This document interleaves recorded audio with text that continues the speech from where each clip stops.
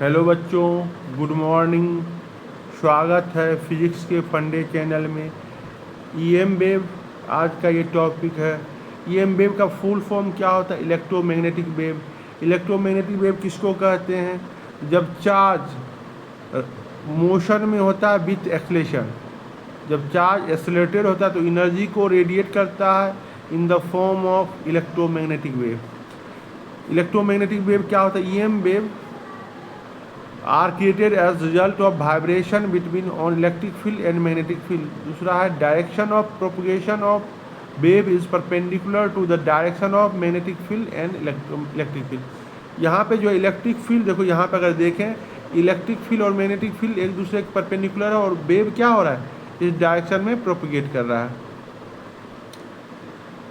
तो आप ये देख सकते हो। अब यहाँ पे क्या जनरेशन ऑफ ईएम वेव। तो जनरेशन ऑफ ईएम वेव क्या है? पहला source harmonically oscillating charge. Electromagnetic wave harmonically means क्या? मतलब एक बार आगे जा रहा है एक बार पीछे जा रहा है, तो इसी को बोलते हैं harmonically oscillated charge, oscillating charge, harmonically oscillating charge. Electromagnetic wave produce होता है साइनसॉइड। इसमें हार्मोनिकली ऑसिलेटिंग चार्ज क्या प्रोड्यूस करता है? Sinusoidal electromagnetic wave. दूसरा क्या है? Electron transition atom, ultraviolet radiation, visible light and infrared radiation. Third क्या आपका? D excitation of nucleus of radio activity. इससे क्या प्रोड्यूस होता है? Gamma ray. लास्ट क्या है? High speed electron stacking a high atomic weight target material. वो क्या प्रोड्यूस करता है? एक्सरे। अब है characteristic of X-ray, transverse in nature. दूसरा क्या? Do not require. ये जो इलेक्ट्रोमैग्नेटिक वेव है क्या होता है? तो वेव दो तरह के होता है, एक लॉन्गिट्यूडनल एक ट्रांसवर्स। तो ये कौन सा है? Transverse wave. Do not require any medium for propagation.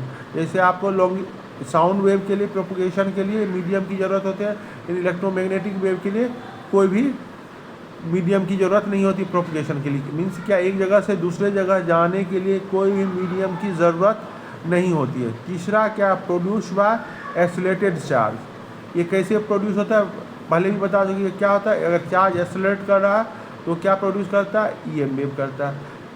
Travel with speed of light in free space. इसका स्पीड क्या होती है? ईएम वेव का स्पीड ऑफ लाइट से ट्रेवल करता है। EM wave E and B are in same phase in free space E by C equal to speed of light. अब देखो दूसरा है डिफिनेशन डिस्प्लेसमेंट करंट का।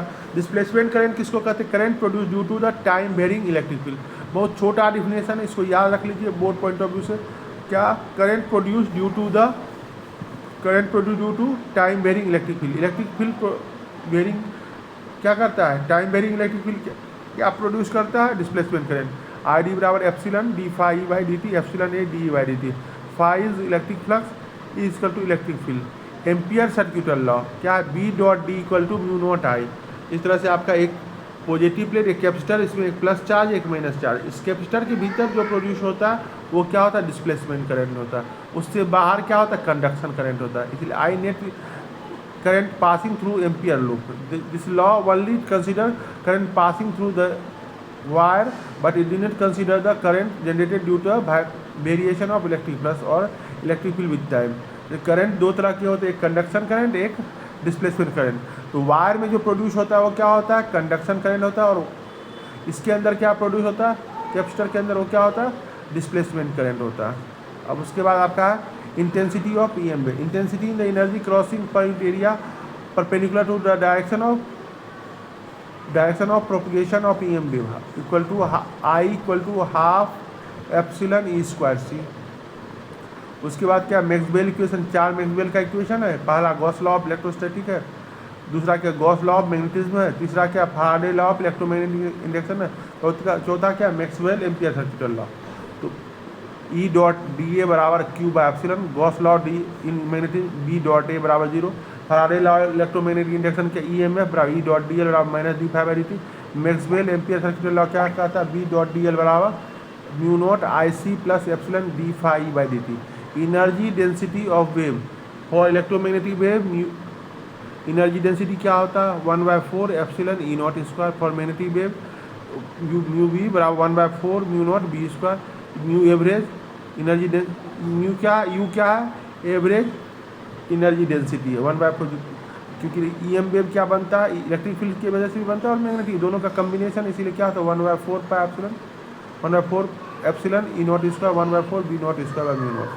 मोमेंटम ऑफ EM वेव क्या है, linear momentum of EM wave with energy use given by P बराबर U/C, momentum बराबर energy by charge, समझ गए,